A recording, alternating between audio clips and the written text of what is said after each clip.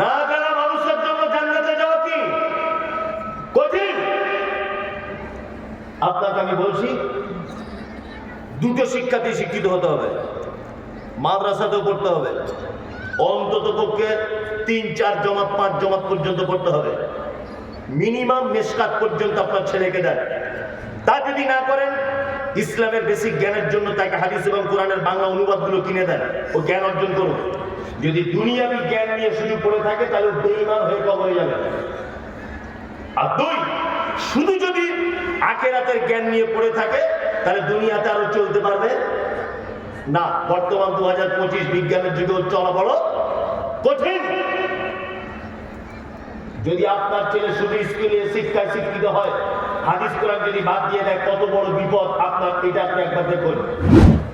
কোরআন বলছে ওর নাম ঈসা, কোরআন বলছে ওর নাম ঈসা। স্কুলে পড়ানো হচ্ছে ওর নাম যিশু। কোরআনে বলা হচ্ছে ওর মায়ের নাম মারিয়াম। স্কুলে একটা বাচ্চাকে পড়ানো হচ্ছে মায়ের নাম মেরি। কোরআন বলছে ওর জন্ম হয়েছে বাইতুল লাহাম। স্কুলে পড়ানো হচ্ছে ওর জন্ম হয়েছে বেথলেহেম বলে একটা জায়গায়। তাহলে এবার বলুন, কোরআনের সঙ্গে স্কুলের এই শিক্ষার আসমান জমিন সংঘর্ষ আছে না নেই? আছে না নেই? আমার বক্তব্য হচ্ছে যে আপনার বেটা যেমন জানবে যে ওর নাম যিশু, আপনার বেটা তেমন জানা ফরজ ওর নাম ঈসা।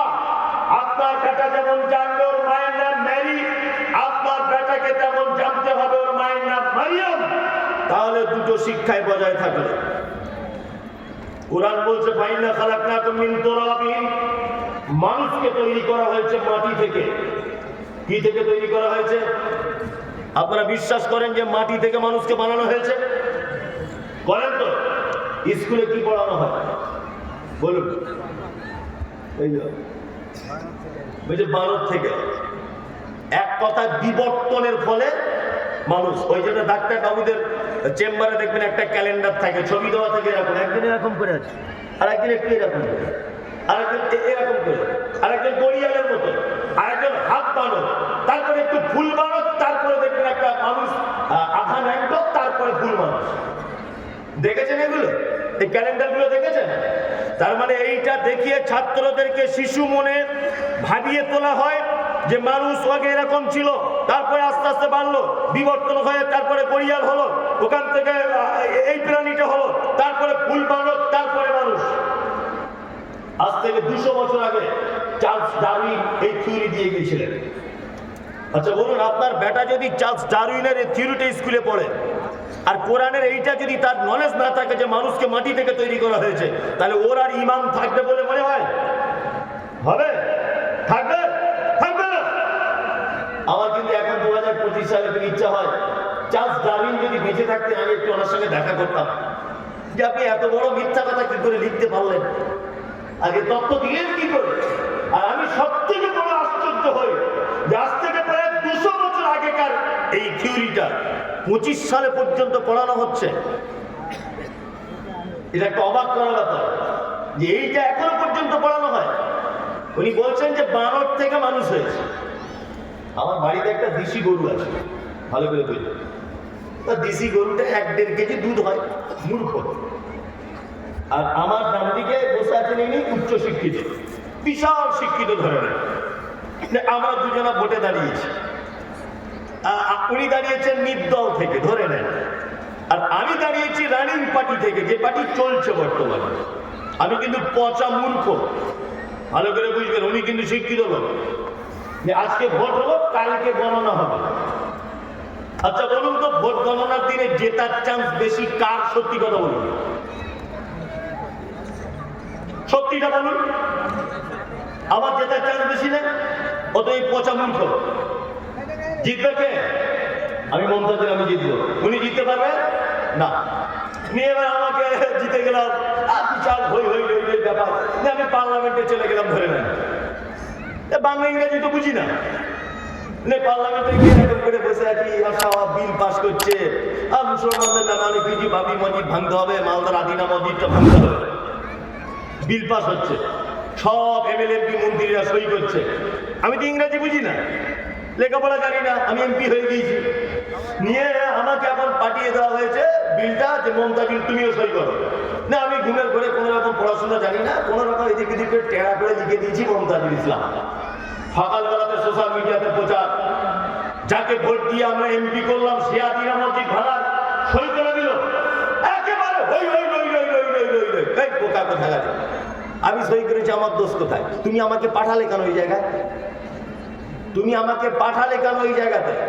আমার আফসোস লাগে, এসআইআর এর ফর্ম ফিল আপ চলছে, প্রধান ফর্ম ফিল আপ করতে পারে না, প্রধান এসআইআর এর ফর্ম ফিল আপ করতে পারে না, গ্রাম পঞ্চায়েত এসআইআর এর ফর্ম ফিল আপ করতে জানে না, অথচ তার এগেইনস্টে একটা উচ্চ শিক্ষিত লোক ভোটে দাঁড়িয়েছিল, তাকে জাতি মূল্যায়ন করেনি, তাকে দামই দেয়নি। ও নির্দল পার্টি, ও কংগ্রেস করে, ও সিপিএম করে, সব ভাঙাচুরো পার্টি, এদের ভোট দিয়ে কি হবে? তুমি ভোট দিয়েছো কাকে? একটা অশিক্ষিত লোককে দিয়েছো, তাকে তুমি জিতিয়েছ। তার থেকে তুমি বেশি কিছু আশা করতে পারো কি? না। আপনারা বুঝতে পারছেন না? দেখতে পাচ্ছেন না সারা দেশের অবস্থা? 1947 সাল থেকে 13 নম্বরের প্রধানমন্ত্রী আপনার মনমোহন সিং, 13 নম্বরে। ভারত স্বাধীনতার পর থেকে 13 নম্বরের প্রধানমন্ত্রী মনমোহন সিং, আর 14 নম্বরে তিনি হচ্ছেন কে? নরেন্দ্র মোদী। এই 1947 সাল থেকে আপনার মনমোহন সিং পর্যন্ত যত দেশের প্রধানমন্ত্রী হয়েছে, কোন প্রধানমন্ত্রী কোন বিশেষ জাতি, কোন বিশেষ ধর্মের মানুষদের অতটা ক্ষতি করেনি যতটা ক্ষতি করেছে এই প্রধানমন্ত্রী। কারণ কি জানেন? একটা জায়গায় দোষ আছে, তিনি যে পণ্ডিত মানুষ নন, এই জন্য ওনার কাছে আমরা ভালো কিছু আশা করতেও পারি না। তবে পণ্ডিত না হতে পারে, এর মতো ঘুঘু আর কেউ নাই, কঠিন ঘুঘু। কি বললাম বুঝলেন তো? মানে যত ব্রিটিশদের পরে পরে যদি ভারতবর্ষে কেউ বুদ্ধি ধরে, তাই প্রধানমন্ত্রী। এত বুদ্ধি, যেখানে যাচ্ছে শুধু হিন্দু মুসলমান, হিন্দু মুসলমান। কারণ কি বলুন তো? সে জানে 180 বছরের ক্ষমতা ব্রিটিশদের, এই হিন্দু মুসলিম এরা যৌথভাবে আন্দোলন করে, সংগ্রাম করে ব্রিটিশদেরকে দেশ ছাড়া করে স্বাধীনতা লাভ করেছে। এরা হিন্দু মুসলিম যৌথ আন্দোলনে। ভারতের সরকার তিনিও জানেন যে হিন্দু মুসলিমের পীড়িত যদি ভালো রাখা যায়, তাহলে আমি যে সর্বনাশ করছি, আমার বিরুদ্ধে এমন আন্দোলন করতে আমিও টিকতে পারবো না। ওই জন্য সব সমাজে দেখবেন হিন্দু মুসলিম একটা বিরোধ লাগিয়ে রেখেছে, কেউ যেন কারোর সঙ্গে না মিল খায় কখনো। এটা একটা চক্রান্ত। যে কথা আপনাকে বলছিলাম, শিক্ষার মর্যাদা কত আল্লাহ সুবহানাহু ওয়া তাআলা পবিত্র আল কোরআনের ভিতরে বলছেন। এক, কুল হাল ইয়াস্তাবিল্লাযীনা ইয়ালামুনা ওয়াল্লাযীনা লা ইয়ালামুন। আল্লাহ তাআলা বলছেন যারা জানে আর যারা জানে না, এরা দুজন কি সমান? কখনই সমান হতে পারে না। আল্লাহ অন্যত্র বলছেন কুল হাল ইয়াস্তাবিল আমা ওয়াল বাসীর ওয়াজ যুলুমাত ওয়ান নূর। যারা জানে তারা চোখওয়ালা লোকের মতো, যারা জানে না তারা অন্ধ লোকের মতো। কে বলছেন এটা? কে বলছে? আল্লাহ। তাহলে যে শিক্ষিত সে চোখওয়ালা লোক, আর যে অশিক্ষিত সে অন্ধ লোক। কে বলছেন এটা? আল্লাহ। এইখানে আর একটা কথা বলে দিতে হবে, না তো মানুষ বুঝতে পারবে না। যদি বলছেন মমতাজুল সাহেব আপনি উঠে থেকে শিক্ষা শিক্ষা শিক্ষা শিক্ষা করছেন, কোন শিক্ষায় শিক্ষিত হব সেটা আগে বলুন, সেটা আগে বলুন। কোন শিক্ষায় শিক্ষিত হব? আর আল্লাহ কোন শিক্ষার কারণে অন্ধ বলছে? আপনাকে এবার বলি, মুহাম্মদ সাল্লাল্লাহু আলাইহি ওয়াসাল্লাম তিনি বলেছেন, তালাবুল ইলমি ফারিজাতুন আলা কুল্লি মুসলিম। প্রতিটা মুসলিম নরনারীর জন্য দ্বীনের জ্ঞান অর্জন করা কি ফরজ। এটা ফরজ করেছেন কে? মুহাম্মদ সাল্লাল্লাহু আলাইহি ওয়াসাল্লাম। তিনি ফরজ করেছেন দ্বীনের জ্ঞান অর্জন করতে হবে, দ্বীনের জ্ঞান। এখন আমাদেরকে এটাও জানতে হবে যে ফরজ কতটুকু। আমরা জানি মাদ্রাসায় পড়তে হবে, 12-13 বছর থাকতে হবে, মাথাতে পাগড়ি নিতে হবে, হাতে একটা লাঠি নিতে হবে, তবে মনে হয় ফরজ আদায় হবে। এটা আমরা সাধারণ জ্ঞানে বুঝেছি, তাই না? কিন্তু আমি আপনাদেরকে এতটুকু কথা বলবো, দ্বীনের জ্ঞান অর্জন করা ফরজ। ইসলামের যে বেসিক জ্ঞানগুলি আছে, যেমন সালাত কি করে আদায় করবেন, কি করে আপনি পিতামাতার সেবা করবেন, হারাম কোনটা, হালাল কোনটা, বৈধ কোনটা, অবৈধ কোনটা, এই এতটুকু জ্ঞান যদি আপনার মধ্যে চলে আসে, তাহলে তারা বলে মুসলিমিন, এইটা অর্জন হয়ে গেল।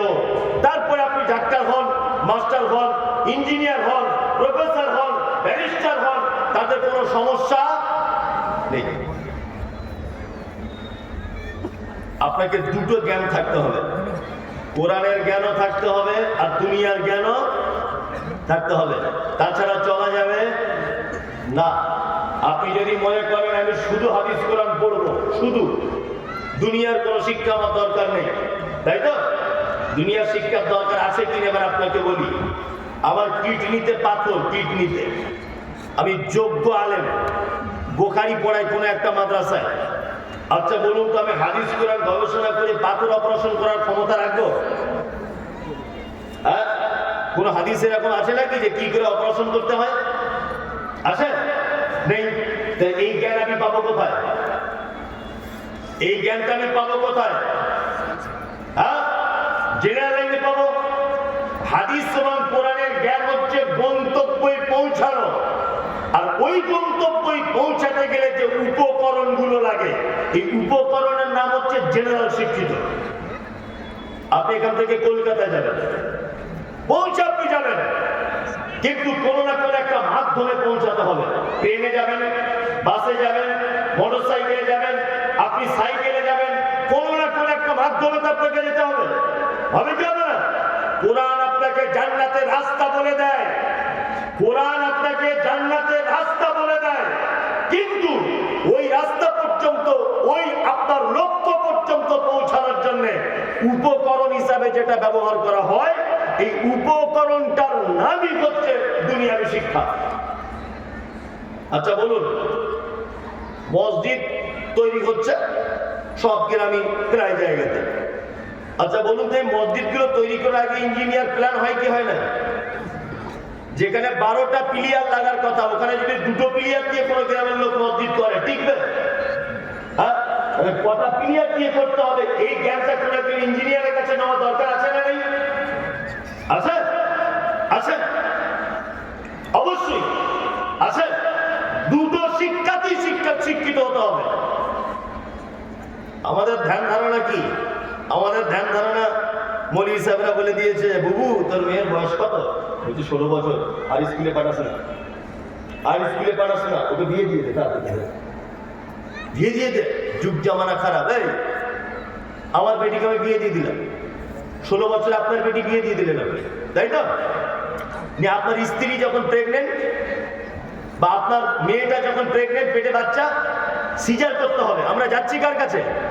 ওই যে শৈলেন ব্যানার্জি, জাতিতে একজন খ্রিস্টান, জাতিতে একজন অমুসলিম, জাতিতে একজন ইহুদি, জাতিতে একজন চুয়াচ্চামা, তার কাছে সিজার করতে যেতে হচ্ছে। আপনার বৌমা শাড়ি জামা কাপড় ব্লাউজ খুলে উলঙ্গ হসপিটালে বেডে শুয়ে আছে, আর একজন গায়ের মুসলিম আপনার বৌমার, আপনার মেয়ের, আমার মায়ের ইজ্জত দেখছে। ভালো করে বুঝবেন আমি কি বলতে চাইছি। অথচ আমাদের ধ্যান ধারণা মাথাতে ঢুকিয়ে দেওয়া হয়েছে, 17 বছর বয়স মানে তোর বেটি দিয়ে দিল, আর পড়াশোনা করার দরকার নেই। কি করবে পড়াশোনা করে? সারা জীবন তো থালা বাসন মাজতে হবে। যখন বাপের আর মায়ের মাথাটা খেয়ে 12টা বাজিয়ে মেয়েটা বিয়ে দিয়ে দিল, ওই মেয়েটা যখন পেটে বাচ্চা এলো, তখন হরিপদ ডাক্তার পুরুষ মানুষ তার লজ্জাস্থান দেখছে ফ্যাল ফাল করে তাকিয়ে। এটা ভালো হলো? আমাদের যদি 20 জন মহিলা মুসলিম ডাক্তার যদি থাকতো, আর তারা যদি আপনার মেয়ের বাচ্চা ডেলিভারি করতো, এটা ভালো হতো না ওই কাওড়া মুচি ওদের হাতে ডেলিভারি হওয়াটা ভালো? কোনটা? নেই। অথচ এই ব্যাপারে কোনো চিন্তা ভাবনাও নেই, শুধু বলছে তো মেয়েকে বিয়ে দিয়ে দেয়, আর দেখতে ভালো, চামড়াটা পরিষ্কার, আলহামদুলিল্লাহ, রূপটাও ভালো, বলছে বিয়ে দিয়ে। আবার আপনার মেয়ে পর্দা মেনটেন করে ও কলেজে যাচ্ছে, উচ্চশিক্ষায় শিক্ষিত হচ্ছে, পাশের বাড়ির মেয়েরা আবার ওকে দেখে টিটকারি করছে, বাবা ও যেন রাষ্ট্রপতি হবে, এত করে যে ঢং কিসে যা, অথচ নিজের সবকিছু হেফাজত করে যাচ্ছে। অসুবিধা কোথায়? অসুবিধাটা কোথায়? শুনুন একটা কথা বলি, শিক্ষা অর্জন ছাড়া আপনার একটা ইবাদত কবুল হবে না, একটা ইবাদত কবুল হবে না। এই মমতাজুল ইসলামের কথা বলে গেলাম, এখানে আলেম ওলামারা আছেন, আমার কথা আপনাদের কাছে কতটা গ্রান্টেড হবে এটা আমার জানা নেই, তবে আমি যে যুক্তিটা ব্যবহার করছি এটা দেখুন তো কেমন লাগে। আজকে সারা ভারতবর্ষ জুড়ে, সারা পৃথিবী জুড়ে, প্রত্যেক গ্রামে পাড়াতে, এই গ্রাম সেই গ্রাম মসজিদ করার একটা কম্পিটিশন আছে। ভালো করে বুঝবেন, মসজিদ করতে হবে খুব দামি। আলহামদুলিল্লাহ মসজিদ হচ্ছে, প্রত্যেক গ্রামই হচ্ছে, উন্নত মানের মসজিদ হচ্ছে, কিন্তু বড় দুঃখের ব্যাপার যে ওই মসজিদের আন্ডারে একটা মক্তব নেই ভালো, যেখানে কোরআন শিক্ষার ব্যবস্থা। ভালো করে বুঝবেন শিক্ষার কত গুরুত্ব। আল্লাহ নবী সাল্লাল্লাহু আলাইহি ওয়াসাল্লাম দাঁড়িয়ে আছেন, বুঝুন ভালো করে। আল্লাহ নবী একটা লোককে দেখছেন, লোকটা মসজিদে 2 রাকাত নামাজ পড়েছে, নিজের চোখে দেখলেন। লোকটা এসেছে আল্লাহ নবীর কাছে, আল্লাহ নবী বলছেন তুমি নামাজ পড়েছো? লোকটা বলছে পড়েছি। আল্লাহ নবী বলছেন ফাইন্না কালাম তুসাল্লি, তুমি সালাত আদায় করোনি, তুমি নামাজ পড়োইনি। লোকটা আবার এসেছে, গিয়ে 2 রাকাত নামাজ পড়লো, আবার আল্লাহ নবীর কাছে এসেছে, আল্লাহ নবী তাকে জিজ্ঞাসা করছেন তুমি নামাজ পড়েছো? লোকটা বলছে নামাজ পড়েছি। আল্লাহ নবী বলছেন তুমি নামাজ পড়োইনি।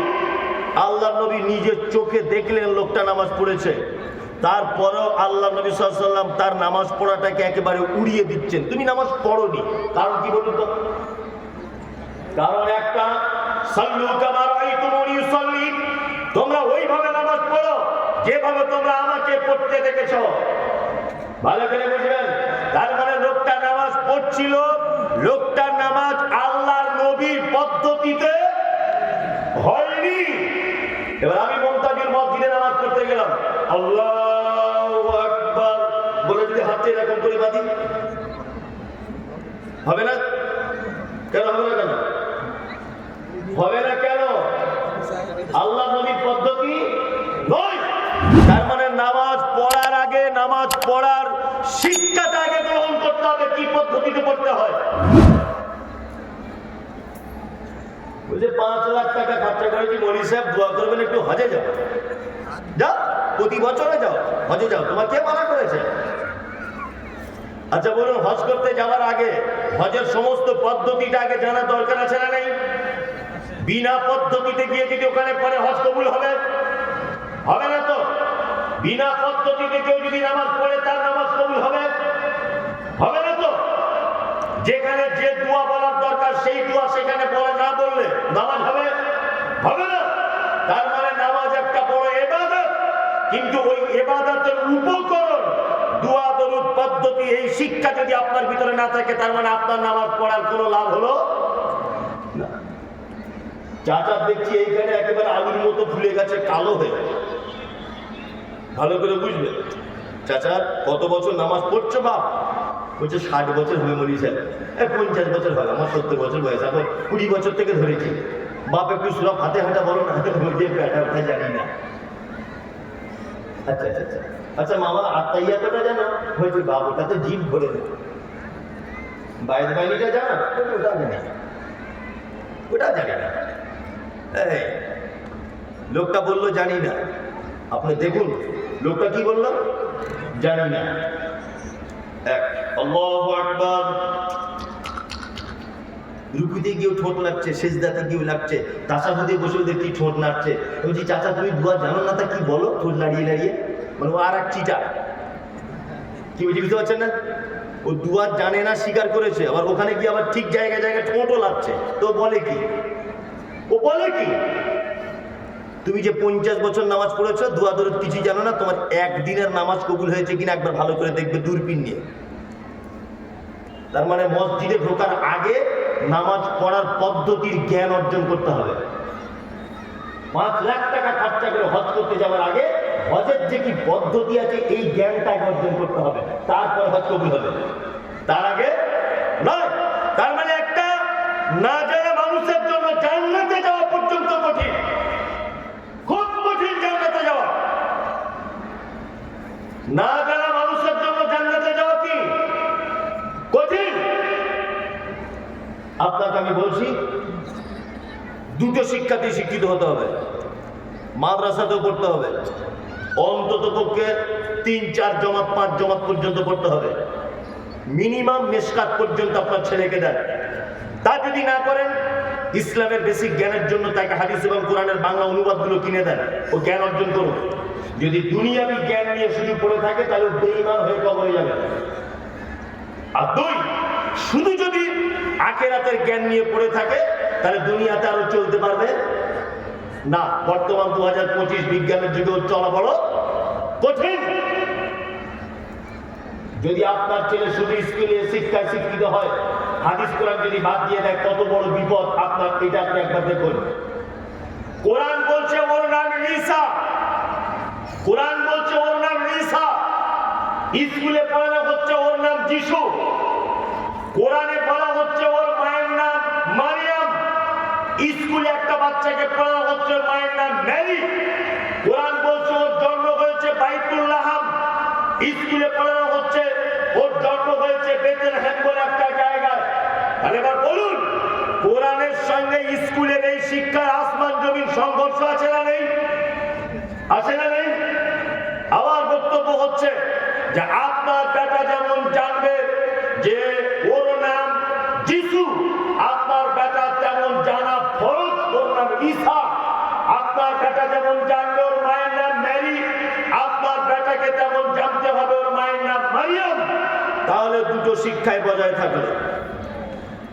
কোরআন বলছে ফাইন্না খালাকনাকুম মিন তুরাবিন, মানুষকে তৈরি করা হয়েছে মাটি থেকে। কি থেকে তৈরি করা হয়েছে? আপনারা বিশ্বাস করেন যে মাটি থেকে মানুষকে বানানো হয়েছে?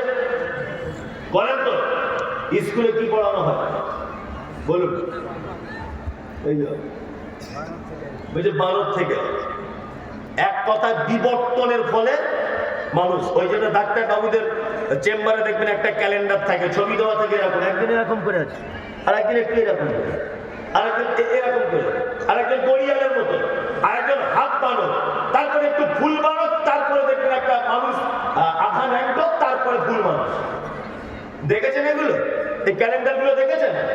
তার মানে এইটা দেখিয়ে ছাত্রদেরকে শিশু মনে ভাবিয়ে তোলা হয় যে মানুষ আগে এরকম ছিল, তারপরে আস্তে আস্তে বাড়লো, বিবর্তন হয়ে তারপরে গড়িয়াল হলো, ওখান থেকে এই প্রাণীটা হলো, তারপরে ফুল বানো, তারপরে মানুষ। আজ থেকে 200 বছর আগে চার্লস ডারউইন এই থিওরি দিয়ে গিয়েছিলেন।